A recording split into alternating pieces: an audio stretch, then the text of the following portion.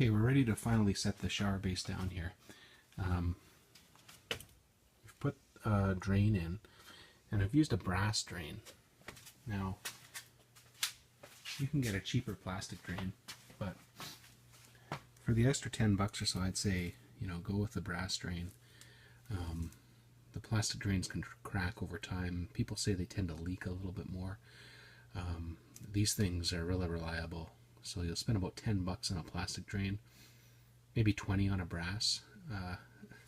As you can see here, this is a lot of work to do this kind of work. So really, spend the extra $10. It's really kind of meaningless in the grand scheme of things to get the right part.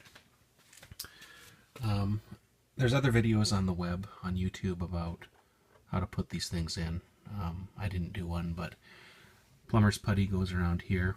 You can see that's kind of oozing out as I put it in and tightened it up.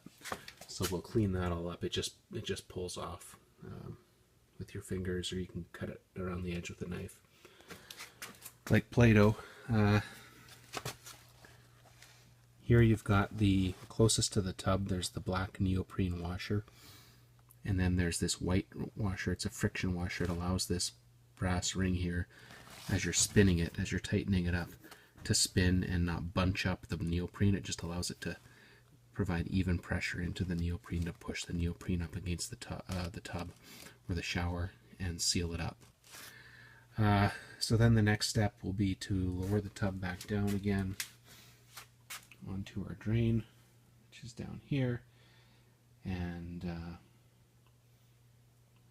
then we'll attach the tub to the wall and tie in the drain and start doing the shower walls.